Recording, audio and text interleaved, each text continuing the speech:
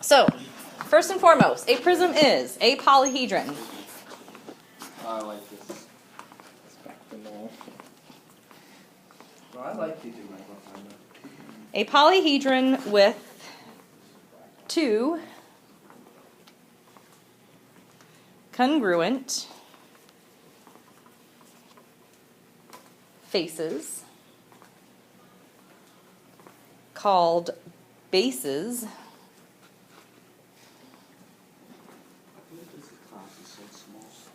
that lie Do you have the smallest class? no in parallel planes. My period 6 is smaller. Yeah, people. I was in class of like 7 people. What? All right, so here's an example of a prism. So notice that the base, there's two bases to this prism, and each of those bases are the same shape. Right now, what is the base shape? A pentagon. So this will be a pentagonal prism. The reason why it's a prism is because the base shape is the same on both the top and the bottom. Other vocabulary, we've got the lateral faces, which are the faces that do not include the top or the bottom, and then your lateral edge. Okay, so if I say lateral face, will you know what I'm talking about? No. If I say lateral edge, will you know what I'm talking about? Yep, right there. So if this was my prism, my bases would be the top and the bottom, and my lateral faces would be the rectangles all around the side, right? Okay. All right, so now let's talk about surface area. Surface area is the sum of the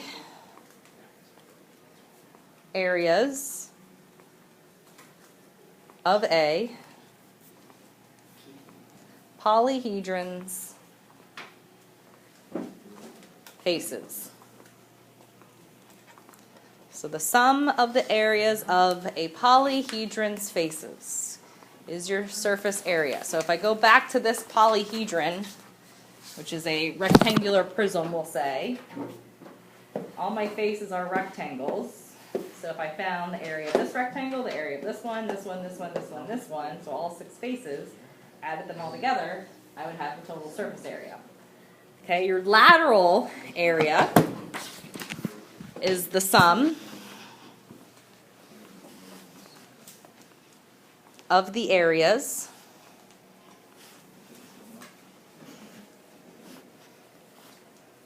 of a polyhedron's lateral faces.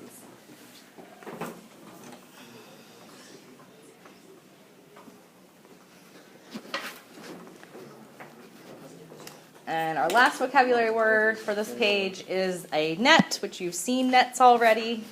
You had to match the nets for your homework last Friday. A net is a two-dimensional representation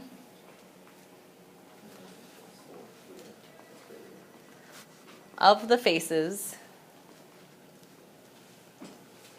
of a polyhedron. Yes. Okay. You saw some nets yesterday when you guys were trying to build your tetrahedrons and hexahedrons. Hey, ours is still up there. Look at that. Huh? Didn't fall over yet? Nope. Okay, so surface area, lateral area, and nets. So for our first example, we're going to look at a net and find the surface area of the prism by finding the area of all of its surfaces. So the nice thing about nets is you can see all the surfaces in a two-dimensional representation as opposed to trying to see it 3D. So here's our original prism. It got unfolded and flattened out, it would turn into this net. So can you find the area of all those rectangles? What's the area of this rectangle? 5. No, 5 times 5, 2. So 10. 10, yeah. What's the area of this top one then? 10. 10. What's the area of this one? 12. 12. What's the area of this one? 12. Oh, that? 10, 12, and 10. That's 25. 100. Try again. 120. No, it's 30. 5 by 6, so 30. Damn. This rectangle would be 12. This rectangle would be 30. So to find all of the surface area, I just need to add them all together. 30 plus 30, 60. So 30 plus 30 plus 12 plus 12 plus 10 plus 10. So 60, 24, 20.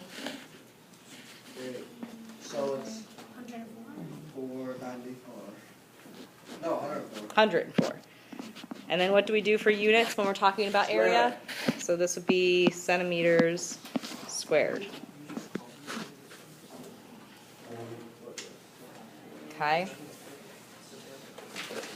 All right, so now we're going to be getting into the formula that we can use to find surface area. If you want to just find the area of all the surfaces and add them together, you are more than welcome to do that. Though sometimes it gets a little bit easier to use the formula.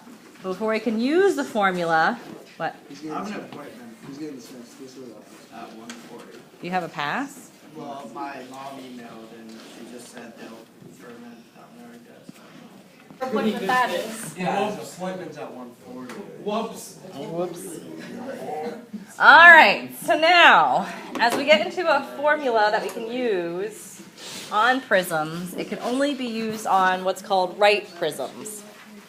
So we got to make sure we know the difference between a right prism and an oblique prism. So a right prism is when each lateral edge is perpendicular to both bases. So if I look at this prism here, this will be my lateral edge. Is it perpendicular to both bases? Yeah. Yeah, I would say that's pretty perpendicular. right. So this would be a right prism. So if it's not a right prism, then it's an oblique prism. And there your lateral edges are not perpendicular to both bases. So if you just wanted to write not perpendicular, that would be enough. Or if you want to write it all out, that's up to you. So lateral edges are not perpendicular to both bases. And I have two examples there shown for you. Here we do have a right rectangular prism. Notice that the lateral edge is the height of the prism. It's the same thing. In an oblique prism, my lateral edge is not the height of the prism. Because your height has to be the perpendicular distance from the highest point down to the extended base. Okay? So, can you tell the difference between right and oblique? Okay, so now when we're doing the surface area formula, which you're going to write down in this box, this only can be used on right prisms. So capital S stands for surface area, is equal to 2, make sure this is a capital B, that's on purpose, plus a capital P, that's also on purpose, and a lowercase h. Because we're going to have capital B's and we're going to have lowercase b's. So you need to be able to determine the difference.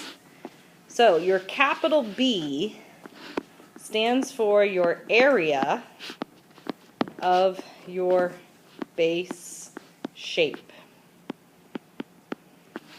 For all intensive purposes, I'm probably only going to give you a rectangle as a base shape or a triangle. So if your base shape is a rectangle, how do we find the area of it? Length times width, or base times height. If your shape is a triangle, how do you find the area? 1/2 base times. Good. 1/2 base times height is how we find the area of a triangle. So those are going to be your two options. Is it a rectangle or is it a triangle? The capital P stands for the perimeter of the base shape. How do we find perimeter?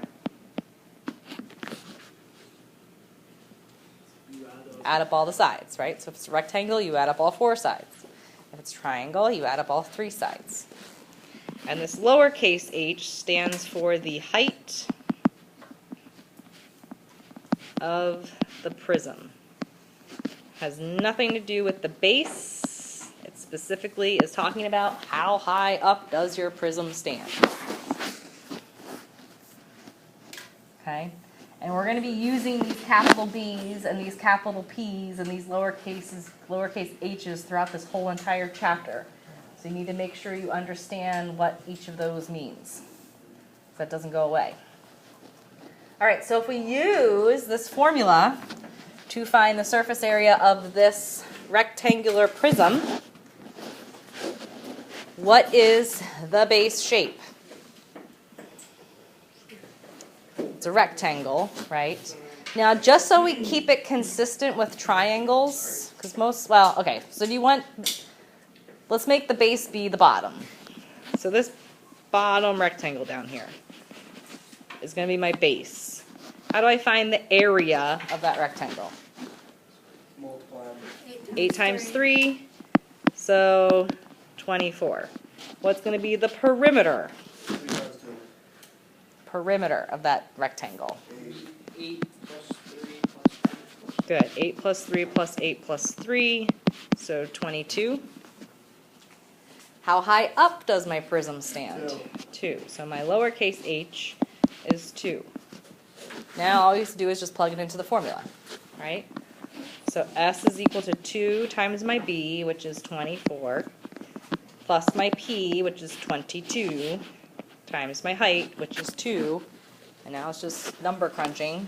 I don't know why I'm playing my calculator. That's 48 plus 44, so 92 feet squared.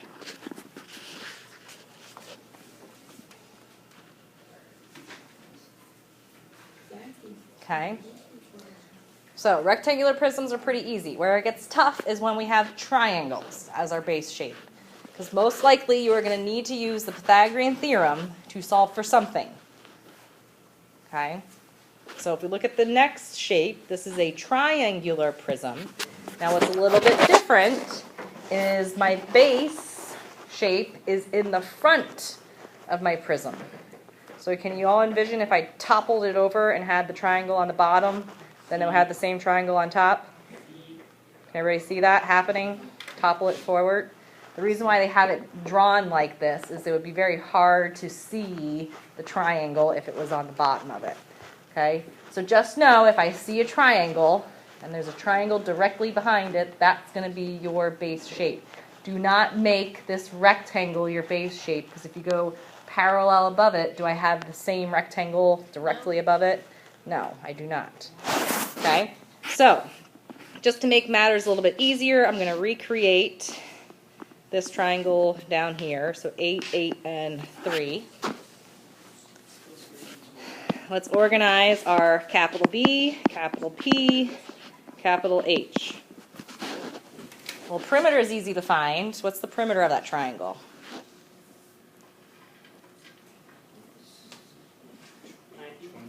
So 8 plus 8 is 16, plus 3 is 19. If I toppled it forward, how high up would my prism stand? 9.1, good.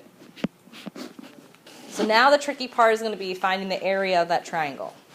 How do we find area again? Half the base times the height. Do I know the base of that triangle? Base length is 3, but I do not know the height. So now I'm going to drop the height in right here, put an X there. Now how would I solve, if I get rid of half of this, how would I solve for X? I could use a squared plus b squared equals c squared. What's this leg's length down at the bottom? It's not 3 anymore. It's 1.5. Good. So if I do x squared plus 1.5 squared and equal that to 8 squared, I get x squared plus, is it 2.25? 1.5 squared equals 64. So subtracting that gets me x squared equals 61.75. Then we got to square root that. I don't know what that is. Square root 61.75. Oops, if I can type in numbers right. I got about 7.9, we'll say. So my height, which is not the height of my prism, it's just the height of my base shape, which I only need that to find the area of it. So now I'm going to multiply those. So 1/2 times 3 times 7.9 gets me my area of my base to be 11.85. So now can you plug that into your surface area formula? Yes, so S is equal to 2 times your big B, which is 11.85, plus my P, which is 19, times my height of the prism, which is 9.1. I'll do the math for you. 2 times 11.85 plus 19 times 9.1 is 196.6. And we're in meters squared. Okay, so triangle prisms are going to be the hardest ones. If this was a right triangle instead, so let's pretend it was like this, just for a second, just watch, where my dimensions were still 3 by 8, then I could easily find my big B, because it would be 1/2 times 8 times 3, which would be 12, right, because half of 8 is 4 times 3 is 12. I would need to then use the Pythagorean theorem to solve for the hypotenuse, so then I could find the perimeter, right? Because then I have to do 3 plus 8, whatever that is when I do the Pythagorean theorem. So, if you have a triangular prism, you are going to have to use the Pythagorean theorem. Just know that. All right, flip on to the back. Let's finish up with cylinders. So, a cylinder is very similar to a prism. It's just now my base shape is what shape every single time? A circle. Good. So a cylinder is a solid with congruent circular bases that lie in parallel planes. So a solid with congruent circular bases that lie in parallel planes. The only thing I need to know for a cylinder is what is the radius and what is the height. So can we deduce what we think the formula is going to be? What's this going to be for B? Radius. How do I find the area of a circle? Pi. Not just pi. Pi, Times 2. area of a circle. R squared, right? So 2r squared plus perimeter of a circle, also known as the circumference, has what formula?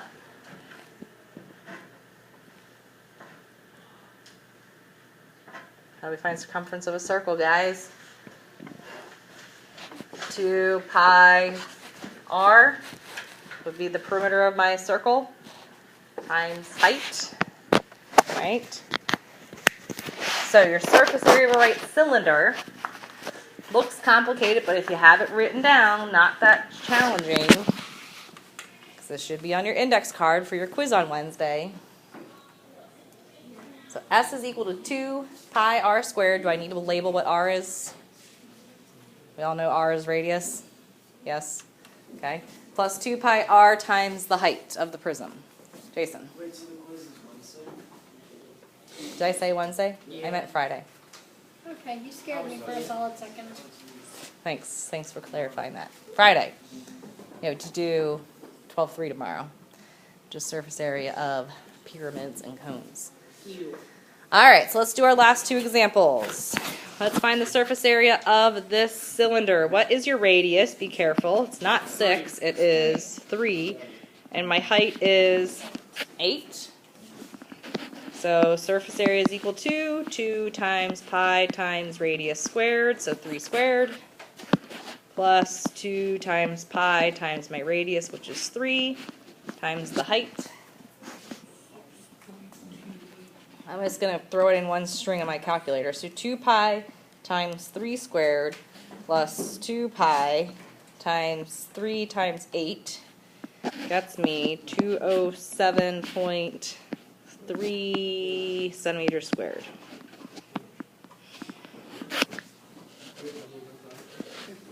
Okay. If you have a TI-30, I would just do that all in one string. Just type it in exactly how you see it. Okay. If you have a cell phone that you're using, then you're going to have to... Well, it'd be 6.28 times 3. Well, you have to make sure you square the 3. 9. Right. You have to do each thing individually. All right. And the last one, we have to work backwards. Here they're telling us that the surface area of the whole cylinder is 157.08 square meters. We need to solve for the height. Okay. So my surface area is 157.08. And that's equal to, now let's rewrite the formula. So it's 2 pi times my radius squared. What is our radius? 2.5. Plus 2 pi times my radius, which is again 2.5, times the height, which is h. So now we gotta solve that equation for h. What would you do first? I would turn this into a number using my calculator. So 2 times pi times 2.5 squared is about 39.3. Plus, now I would turn this into a number. 2 times pi times 2.5 is 15.7, roughly, times h equals 157.08. So now how do you solve that equation? You add. Subtract and then divide. So 157.08 minus 39.3 is 117.78 equals 15.7h. Divide by 15.7 gets me about 7.5 meters. Would be your height. Okay, so you may have to work backwards. Questions?